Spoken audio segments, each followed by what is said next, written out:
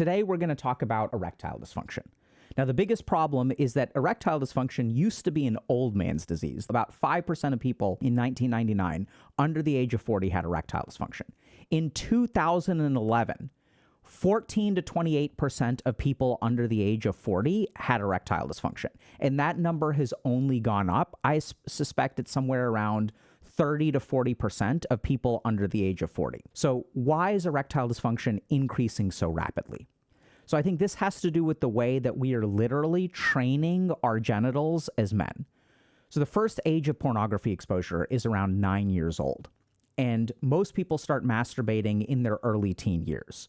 We're also seeing a delay in socialization, the development of relationships. Online dating is getting hard. So it used to be that the average age of first intercourse was maybe somewhere around 18, and that number has only gone up. So what that means is that from, let's say, the age of 13 until about 22 or 23, for a period of 10 years, most teenagers, boys, and young men are using pornography and masturbation as their primary source of sexual activity. When we're teenagers, our brain is still developing, our nerves are still developing, our physiology is still developing, and it develops in a particular way. So just to give you all a couple of examples, if we look at the average intravaginal pressure, so what is the squeeze, the grip strength of a vagina?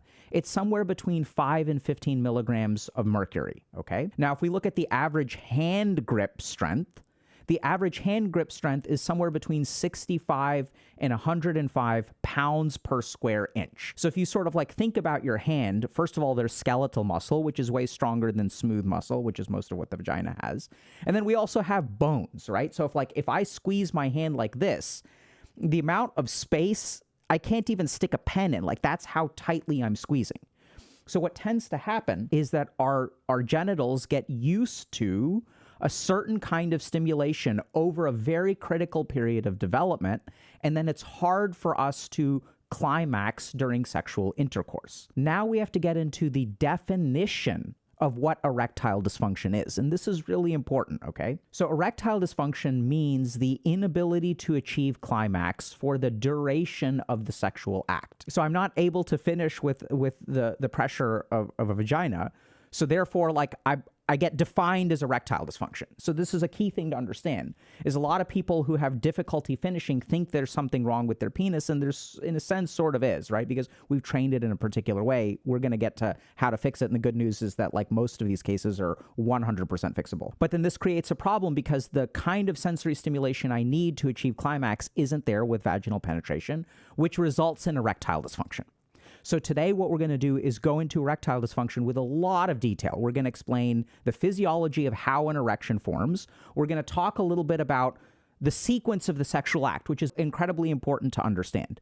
We're going to go over medical conditions that contribute to erectile dysfunction. And once we understand how the sexual act is supposed to happen, the arc and the trajectory of the development of an erection to sexual intercourse to how the sexual act is completed, then we will understand kind of how the engine works, how the car is actually, what's going on under the hood, and it will give us a lot of insights into how to fix the problem. Hey y'all, if you're interested in applying some of the principles that we share to actually create change in your life, check out Dr. K's Guide to Mental Health. And so we start by understanding what literally is meditation. How does experience shape us as human beings? How do we strengthen the mind itself as an organ? And so by understanding our mind, we understand a very, very simple tool, a crucial tool that we have to learn how to use if we want to build the life that we want to. So check out the link in the bio and start your journey today. So here is our penis, and I hope I can draw a picture of a penis without getting in trouble.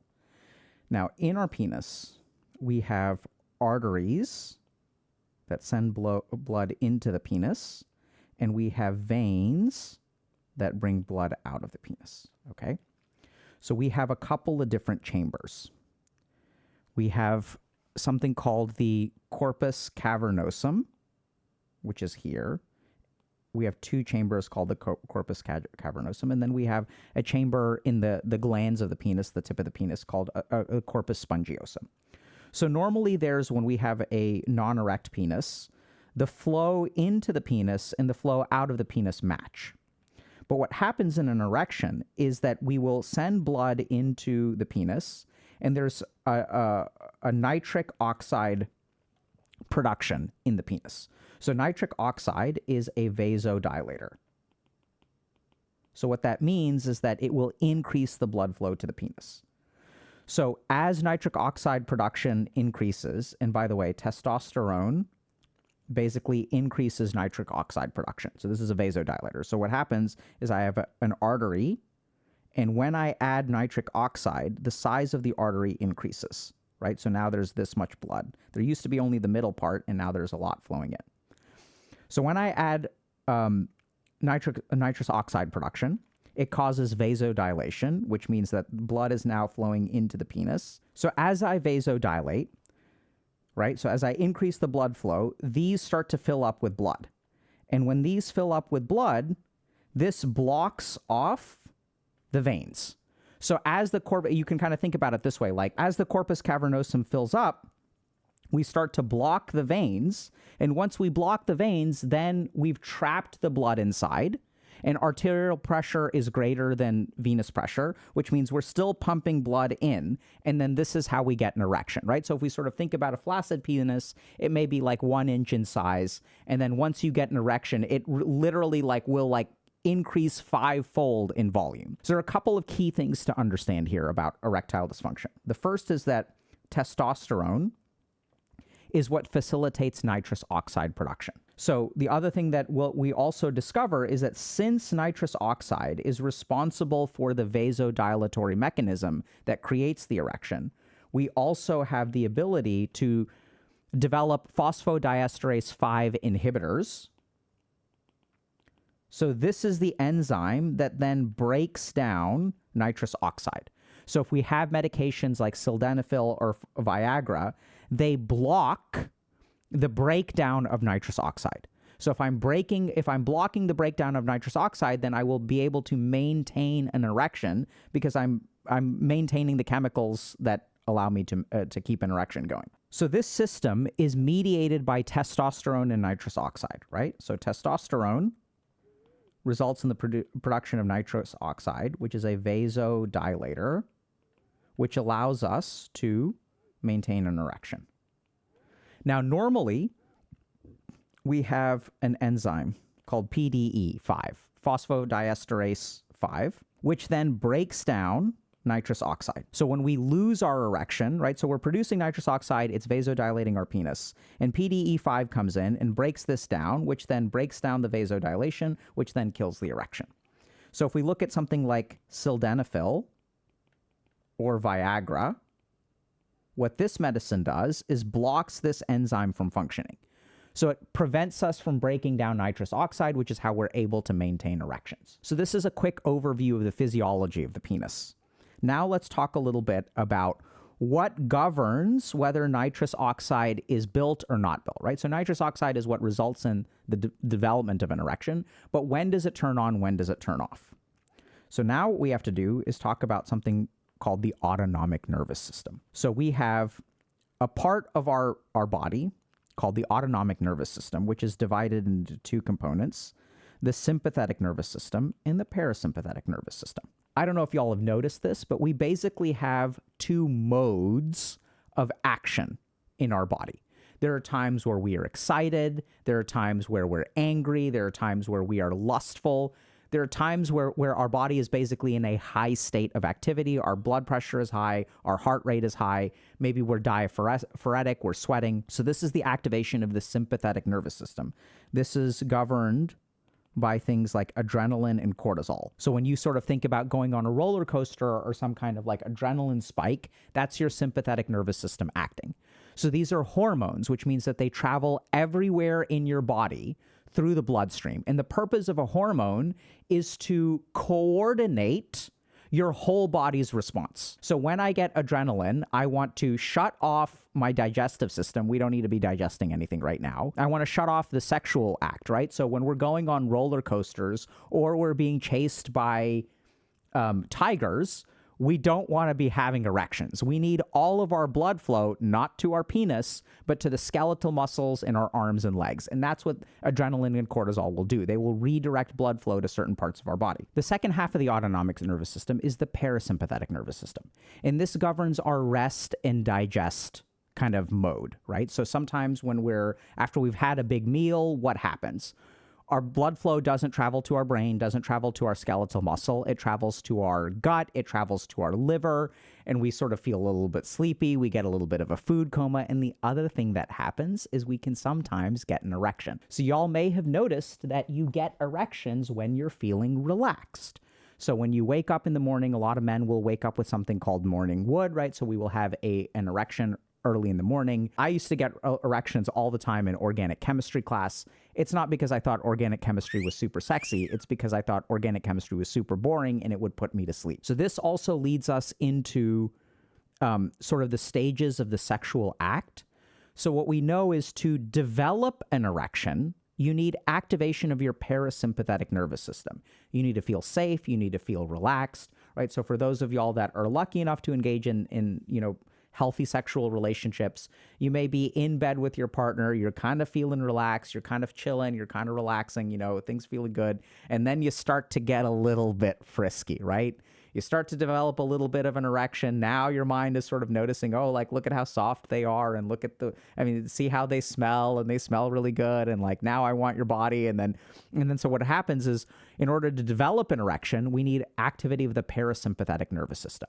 So then what happens is, once we have the erection, then our sympathetic nervous system can turn on, especially if we get a certain kind of stimulation, genital stimulation, associative stimuli, we start making out, whatever. And then, so basically we need, the way that it was described to me in medical school is, in order to arm the penis, you need parasympathetic nervous system activity. In order to fire the penis, you need sympathetic nervous system activity. And the sympathetic nervous system will also recruit some of the things that will result later on. It activates certain mechanisms that will result in the return of the penis from erect to flaccid. So this also shows us a huge problem with psychogenic erectile dysfunction, or erectile dysfunction that is not caused by a physiologic cause, which is that if you are stressed out, if you are depressed, if you are anxious, then it will be hard to develop an erection. So if your physiology is not able to enter the right state of relaxation because you're stressed, anxious, depressed, whatever, it will be hard to develop an erection and even start the sexual act.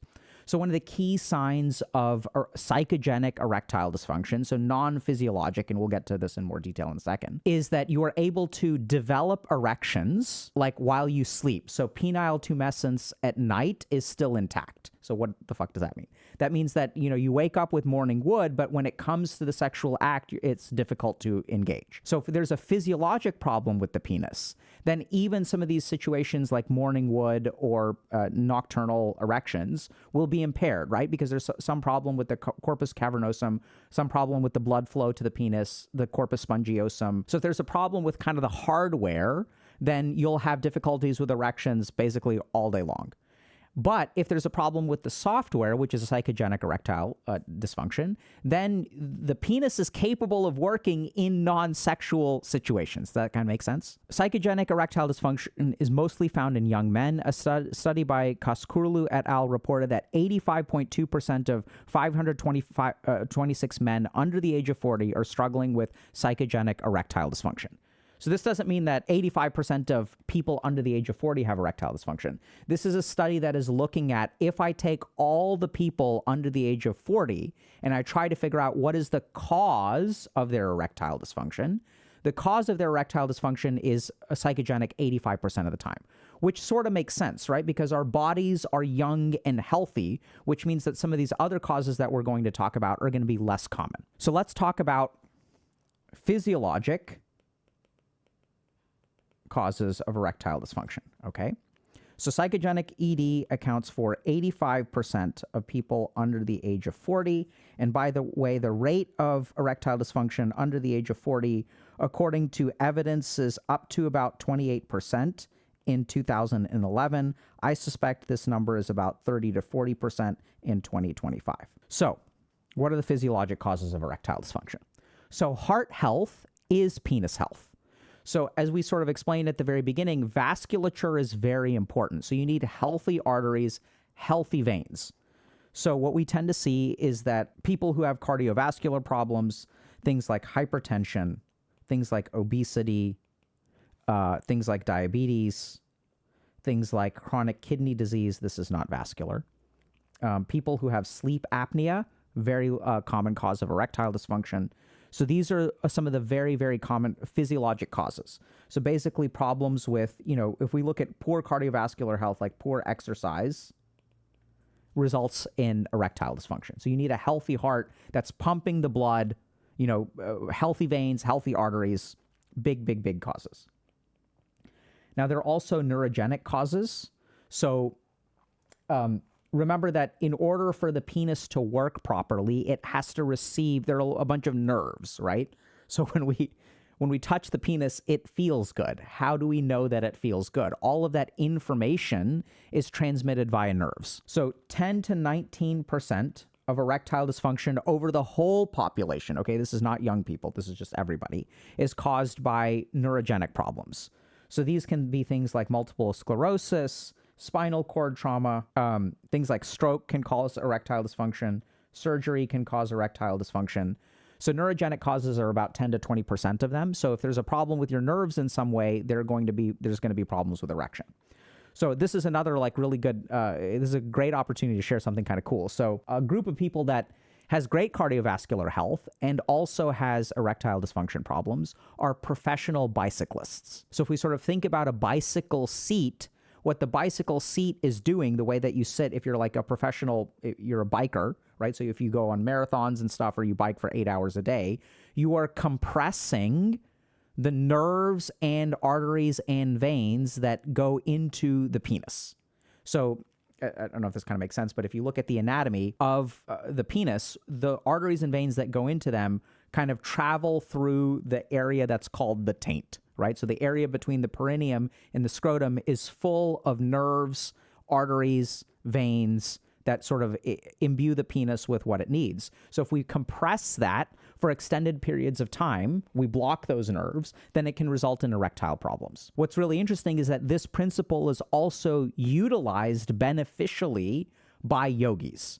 So there's an asana called Ardha Siddhasana, or another asana called Siddhasana. And in Siddhasana, we place the heel gently against that area, and then in full Siddhasana, we'll sort of compress that area more severely. We compress from the perineum side and we compress above. So you basically sandwich your scrotum and penis between your heels or your ankles, if that kind of makes sense. I do not recommend, don't do this without the guidance of a guru, okay? So these and the reason that they do that on purpose to reduce blood flow to those parts of the body, to reduce testosterone production, because we're also blocking some of the nerves and arteries to the scrotum, which is where a lot of our testosterone comes from. So that they'll sort of utilize this. But my point is that there are all kinds of anatomical, neurological, arterial things going on. So we have physiologic erectile dysfunction, neurogenic erectile dysfunction. Another major cause, huge, is medications. So we are notorious for this in psychiatry because a lot of our medications cause erectile dysfunction. At the top of the list are SSRIs.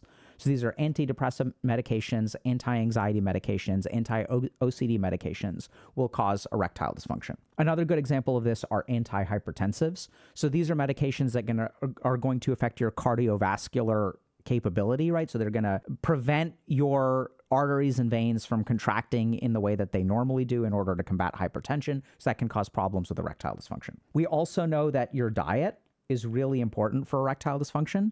So sugar, processed foods,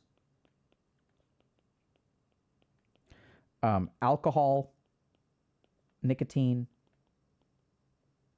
low fiber, and then various substances that we haven't included can sometimes cause problems with erectile dysfunction. Now, the mechanisms of this are a little bit complicated. We don't need to go into a whole lot of detail. And I know this is going to be hard, right? Because I can imagine that there are some people in our audience who don't exercise, maybe have sleep apnea, maybe are a little bit overweight, eat processed foods, eat sugar, use weed, use alcohol, use nicotine, and they're like, no wonder am I screwed. Don't worry, we'll help you out, okay? Now we have to talk a little bit about how psychogenic erectile dysfunction develops and what to do about it. And in order to do that, we have to take a look at neuroscience. So I want y'all to think a little bit about the process of the sexual act, okay? Think about the process of the sexual act. Key thing here is that when we think about getting aroused and we develop an erection, there's a lot of sensory input. Another really important part of sexual arousal is emotions, right? So I know that there's all these, stereotypes about women need to fall in love before they have sex and men are horny and DTF all the time. I think that there may be some, if you measure 10,000 women and 10,000 men, there may be some net effect that men are more likely to have sex without emotions than women. That statement may be true, but generally speaking, in the brain, as we'll see, emotions are really important, right? So if someone is annoying you, the likelihood that you become aroused from that is low.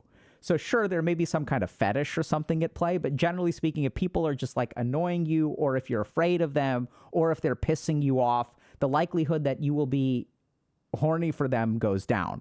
Versus if you fall deeply in love with someone, if you're obsessed with someone, the thought of having sex with them, whether you're a man or a woman, is generally speaking more appealing, right? There are exceptions to that. So emotions become really important as well. So let's talk a little bit about these parts of the brain. So first thing that we're going to talk about is thalamus and posterior insula. So what do these parts of the brain do?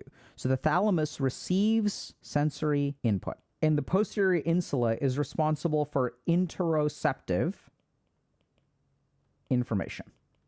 So what does that mean? So if you're listening to this video right now, I want you to notice what your body is telling you, right? So you may notice the weight of the body in the chair. You may notice that you're a little bit hungry. You may notice that you want to scratch something. Maybe you're walking around. Maybe you're sitting in a car. You're noticing the air conditioner blowing on you. Your body is sending you signals. So one of the things that we know is very important for sexual activity is for you to be receiving sensory input and receiving input from within your own body. So I know that sounds kind of nutty, but just think about it for a second, right? So when you're having sex, a huge part of that is being aware of the signals from your genitals. So the posterior insula is the part of our brain that basically gives us information from within our own body. And what we find is that people with psychogenic erectile dysfunction have difficulty with that.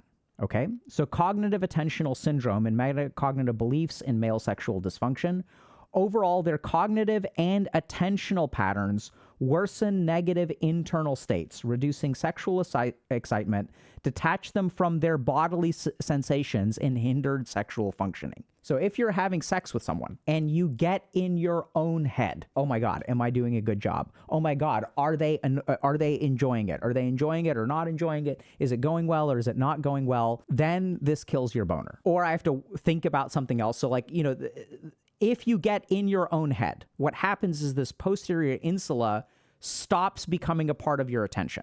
So there's a lot of studies on psychogenic erectile dysfunction show that there is an attentional problem. You cannot focus on the physical sensations. You're not even paying attention to what's going on in the penis. You are stuck in your own head. You're worried about something else. And without your posterior insula activating, it is very difficult to achieve climax or maintain an erection. So if we sort of think about the process of an erection, right? And hopefully y'all are lucky enough to have experienced this in a positive and loving way. If you're just sitting there and your partner is a little bit frisky and they start playing with your junk, your penis will start responding. And as your penis starts responding, you're sitting there trying to play Call of Duty and your partner is starting to touch your stuff. And then your attention shifts from Call of Duty to what is going on in your genitals. May not be true because I don't know if Call of Duty players ever get laid, but, that's neither here nor there.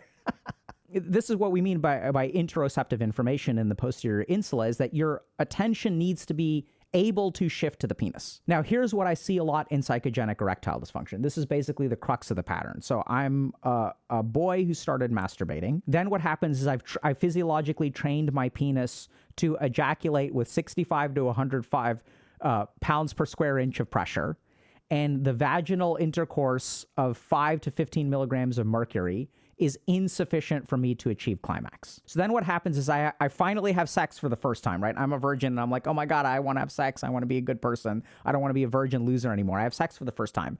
And then I'm not able to climax. And now this creates a problem. So the problem is actually that physiologically the stimulation doesn't work. But now I get in my own head. Now I have problems with an erection. Now I didn't finish. Now I didn't pleasure her. Now I just went limp dick while I was having sex. So this creates a shame, this creates an anxiety, this creates a depression. And so all of these thoughts, now the next time we try to have sex, a bigger problem arises. Now that I'm anxious because I screwed up the first time, now I'm worried about the second time. Am I going to be able to perform?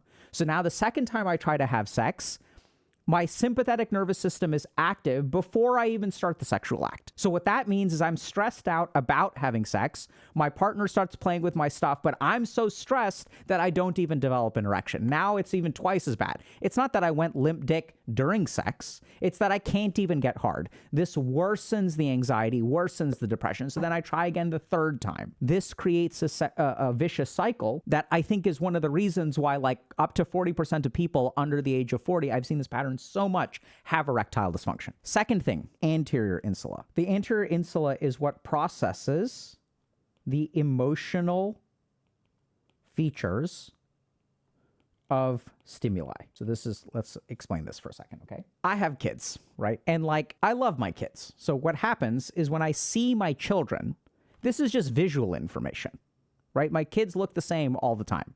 And lots of people will receive, if I'm walking down the street and I see my kids, and everyone else on the street will see my kids too, but the emotional attachment to that stimulus is very different, right? There is an emotional component that my brain attaches to my children that strangers won't attach to. I love them. I see this child and I'm like, this brings up a feeling of love. So this is also really important for the sexual act. So when I see my partner, right, and I see a nipple, that nipple is not just a nipple. It carries a lot of emotional association with it.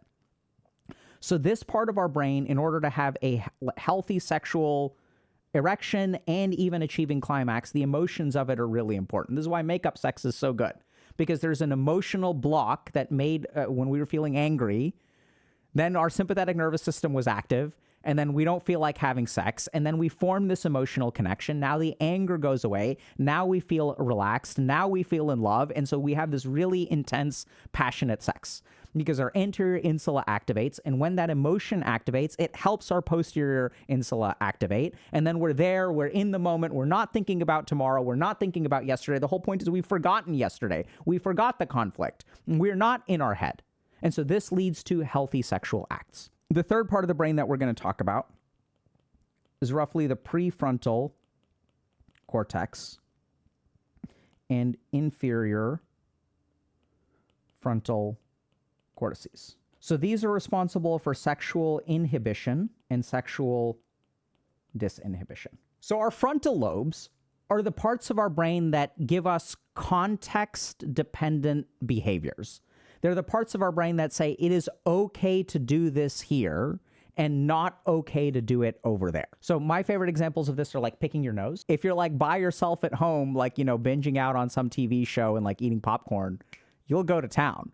But if someone else is around, you hopefully won't pick your nose. And hopefully you wash your hands after you pick your nose. So like good examples of how, you know, the inferior frontal cortices are different amongst people is like if we look at the fetish of exhibitionism, right? So some people, if they are observed by others, their brain tells them this is not a good place to have sex. Other people, their frontal lobes are like, hey, there are people around, let's try to have sex. Another really great example of this is like, if I'm sleeping in my hotel room alone at night and someone grabs my junk, that is going to be a very different experience from if I'm at home with my wife in bed in the middle of the night and someone grabs my junk. Even though technically the stimulus is exactly the same, there's a part of my brain that is saying that this stimulus is okay in one situation, arousing in one situation, and scary in the other. So when I'm in my hotel room alone by myself and someone touches my junk, I'm aroused. And when I'm in bed with my wife, this is very scary. Oh my God, she wants to have a third kid. What are we going to do? So I'm going to kind of go back to, I think, the most common factor in psychogenic erectile dysfunction, which is basically pornography use and masturbation under the age of 40. So when I'm developing as a human, I have some natural impulses, and then those natural impulses get shaped by my environment. So for example, when I have patients who have schoolgirl fetishes, how do they develop a schoolgirl fetish? They develop a schoolgirl fetish because when they're 13 years old and they go to private school where all of the things that they are sexually attracted to have a particular uniform, their brain forms an association between I am horny and this is the object of my horniness. And when all of the girls in the class are wearing the same thing, my brain will associate this, right? So from the ages of, let's say, 15 to 18, for a very formative period of my sexual life, every girl I have a crush on is wearing the same damn thing. So my brain over that 15 to 18 period is going to associate this with sexuality. It's associative learning, like classical conditioning. This is also why some people will have like a thing for a MILF, right? So when I'm a 13-year-old boy and my friends, I have one friend who has a hot mom, the emergence of these sexual feelings is associated with a particular kind of stimulus. And so now, like, I'm like suddenly like this mom that I've known her for 4 years, right? We were friends since we were 9. I never had a sexual thought about her. And then once I start to develop like all these surges of hormones in my brain, I like get really confused because now my brain is like horny all the time. And there are like all of these MILFs around me everywhere, hot MILFs in your area, right? Then I will start to become attracted to MILFs. So this is how the brain works. We learn, right? It's not just... You kind of have this, like, you can think about sexual appetites as all of them are acquired tastes. If I get exposed to one schoolgirl and then over the next 5 years get exposed to 100 others, I will develop a preference. I will develop a preference for MILFs, whatever. So here's where pornography comes in, because we're not just developing a cognitive preference. We are also the genitals, if you're masturbating every day, you know, from the ages of like 13 to 23, what's going to happen is our body is going to get a certain kind of genital training, which we've kind of already talked about. So now I am used to, or my brain or penis learn, my interoceptive part of my brain, my posterior insula, and the nerves in my penis learn that there is a certain kind of stimulus that gets me to climax. So now porn enters the picture. So if 100 years ago, I developed a schoolgirl fetish. What is my brain going to prefer sexually? What does it get exposed to? So now what's happening with the consumption of pornography, the easy access of pornography, we begin to believe that these things are sexual. And what we know about pornography, and we've done lectures on this, so you guys can check this out, is that pornography uses things that are supranormal stimuli. So they use tits that are bigger, butts that are bigger, things that are shinier, 4K, a lot of color, a lot of camera angles, a lot of things that you will never see during sex, right? So like a really simple example of this is most human beings who engage in sexual intercourse, the man will never see the vagina, or maybe you see it at the very beginning, but once you're actually like in a penetrative position, you don't see the vagina, right? It's like kind of weird. But so like what starts to happen is our brain starts to get conditioned by pornography. And we know that this conditioning tends to get radical over time. So this is a paper that's looking at pornography-induced erectile dysfunction among young men. They report that an early introduction to pornography, usually during adolescence, is followed by daily consumption until a point where extreme content involving, for example, elements of violence is needed to maintain arousal. A critical stage is reached when sexual arousal is exclusively associated with extreme and fast-paced pornography, rendering physical intercourse bland and uninteresting. This results in an inability to maintain an erection with a real-life partner, at which point the men embark on a reboot process, giving up pornography. This has helped some of the men regain their ability to achieve and sustain erection. So one study, I don't remember if it was this one, found that I think about 40 to 50% of men will end up watching pornography that they used to think was disgusting or like not good in some way. And so here's the issue. So if we look at a normal brain with a normal sexual relationship, there isn't an option for more extreme, generally speaking, right? There's some amount of extremity. Maybe your partner indulges you during your birthday or something like that, or anniversary, or there's special occasions where you convince them to play with your kinks, but it's not like on demand. So once we acclimatize to a certain kind of pornography, if we increase the intensity, the pace, the color, the extremity, the violence, whatever, if we increase something about it, our dopaminergic centers get a little bit more activated. So over time, what happens is normal porn becomes bland. And if you watch pornography, you may have noticed this, that you can't watch the same porn over and over and over again, right? You don't enjoy it as much. You go looking for new things, and maybe something that was less extreme now becomes a little bit more arousing. So we are basically conditioning ourselves to a particular kind of input in order to achieve climax, in order to achieve erection. So this is a huge problem. So the good news is that for the majority of people who are under the age of 40, if you have erectile dysfunction, I would say that it can be 95% resolved. That's my gut check as a clinician. So if a patient walks into my office and says, hey, doc, I'm 30 years old. I can't maintain an erection. I can't achieve climax when I'm having sex with my wife. Can you help me? And I would say, yeah, dude, I think that, there's a really, really, really good chance that you can get back to a healthy sexual relationship. And the studies actually support that. Okay, so let's understand what the different pieces are. So the first is cardiovascular health is penile health. So if someone is obese, overweight, has diabetes, has sleep apnea, doesn't exercise, if someone just starts exercising on a regular basis, maybe loses a little bit of weight, but more importantly, achieves more cardiovascular health, their erections will improve.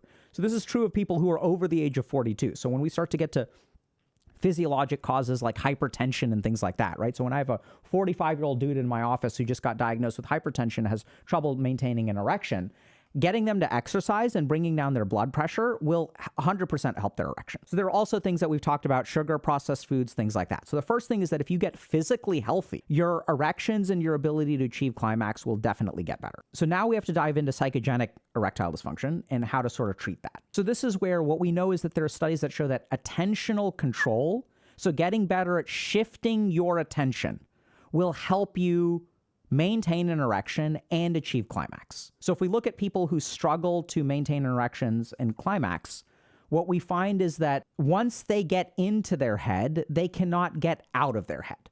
So this is where there are really simple practices like meditation is a really good one that trains your attention.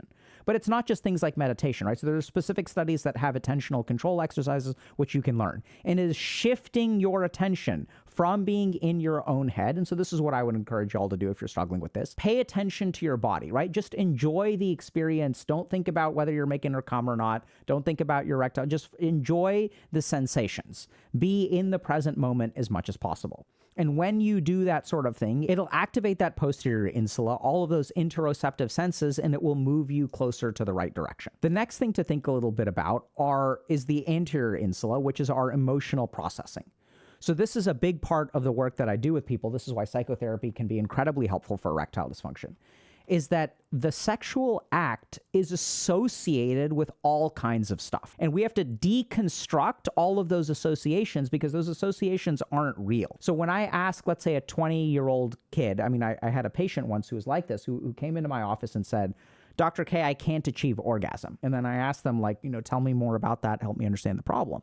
And so they said, I can get to the first stage of orgasm. I can get to the pre-cum stage, but I can't get to the actual ejaculation. I can't handle it. And I was like, what do you mean you can't handle it? So what they sort of told me is that, I will engage in sexual behavior and then a little spurt will come out and then my penis becomes hypersensitive and it goes limp. And I was like, wait, what do you think an orgasm is supposed to be? And they're like, it's like gallons, buckets of ejaculate that lasts for 60 seconds and lots of moaning and and then I'm rock hard afterward. And what this person, it's sad, but what this person was struggling with is that they were orgasming. They just had this impression that an orgasm is liters of ejaculate. And the average ejaculate volume, I think, is maybe 5 milliliters, maybe a teaspoon. I don't really know. But anyway, so this is where we have all these ideas or impressions of what sex is supposed to be like. And there are also studies that look at metacognitive beliefs about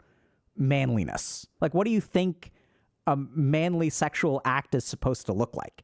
And this is where we have to get to some statistics, okay? So like a lot of people don't know that the average sexual act is 3 to 7 minutes.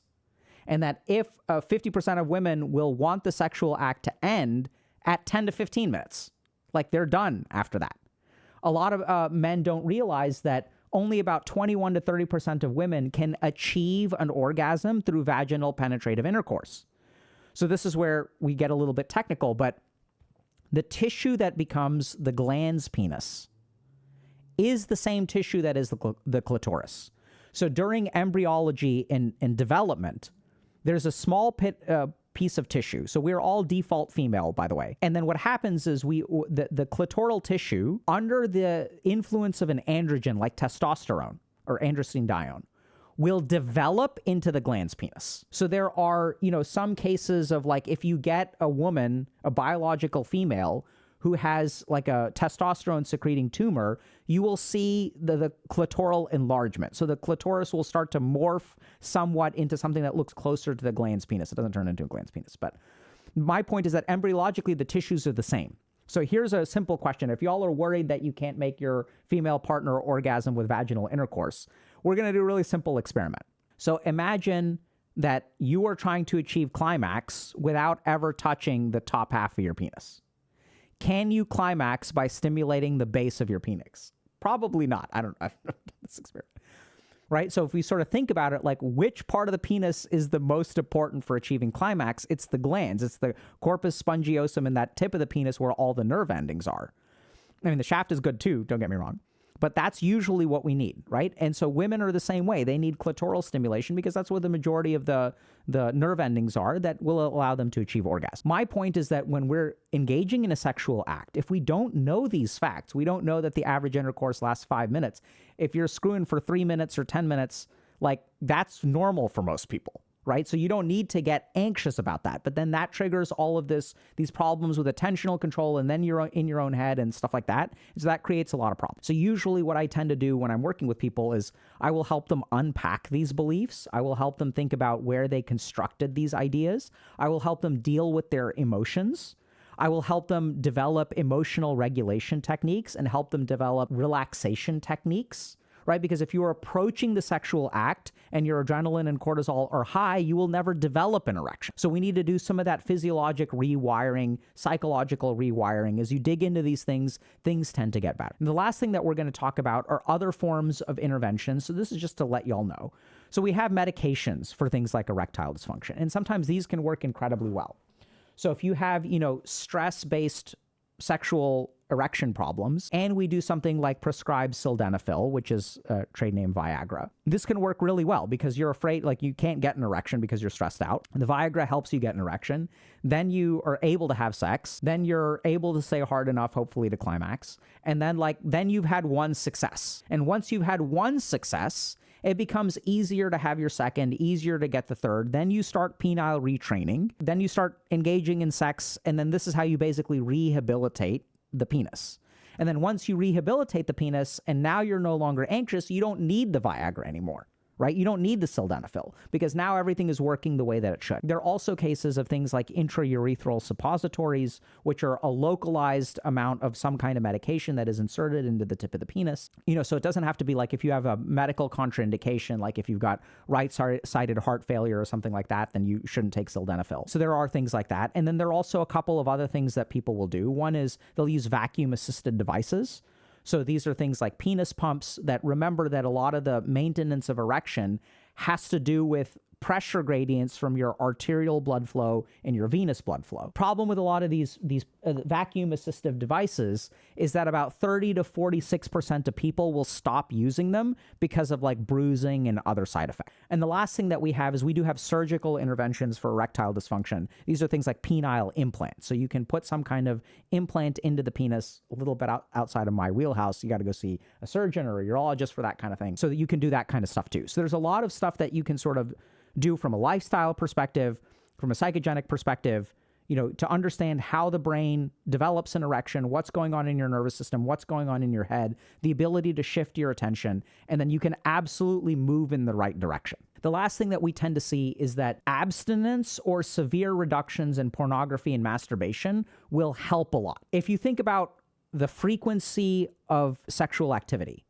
the less sexual activity you have, the easier it is to achieve climax. This is a huge problem for a lot of dudes. If you haven't gotten laid in a while and you have sex with your partner, you're done pretty quick. So as a psychiatrist, I'll sort of do like this kind of, I mean, it's not really sex therapy, but I'll work with couples to, develop a plan where I let them know, look, we're going to do this for a month where you got to stop pornography, you got to stop masturbate. And then y'all can have sex. The goal is not to finish. When you feel an erection or whatever, you guys just like try it out and feel each other out for about 30 days. And the goal is, first of all, let's see if you can get an erection. Let's see if you can enjoy the sensation. Don't worry about sex. You're not trying to have sex. You're just trying to get a penile massage. Right? That's the goal. And then you start to enjoy each other's company. You start to develop intimacy, so you start to maybe have some kind of massage, but don't have sex. And then tension builds up and then they end up having sex. And it ends up being great because both of them are horny because they're genital massaging each other for 15 days without any kind of sexual activity. And then things turn around. So there's some studies that show that, abstinence from pornography can be incredibly effective. So the last thing that I want to share with y'all, I know we sometimes try to sell you things, but this is something that I couldn't resist. So in order to help y'all with this problem, I'd love to tell y'all about a new guide we've made, which is Dr. K's Guide to Penile Retraining. Much like our other guides, it dives into a lot of depth about what is the neuroscience, what is the psychology, gives you lots of practical tips on what you can do. Also includes meditations that are designed to support this problem. So we're going to be exploring esoteric tantric meditations. And then the best part of the guide, which is now available not only on our platform, but also on OnlyFans, is I'll show y'all step by step exactly how to do the retraining of the genitals. But in all seriousness, if y'all are worried about, how do I regulate my emotions? How do I focus my attention? How do I process my shame? All of these things actually do exist in our real guides. So we have a guide to trauma where we'll talk to you about, how to let go of past experiences. We have a guide to anxiety where we teach you a lot about the physiologic rewiring that is necessary so that you can reduce your anxiety. We have guides to depression. We talk about how to deal with shame. So if y'all are interested in that stuff, definitely check those things out. And of course, if you're struggling with this problem, you can absolutely work with a professional. Hey y'all, hope you enjoyed today's video. We talk about a bunch of topics like this on the channel, so be sure to subscribe for more. If you're already subscribed, GG, and we'll see you in chat.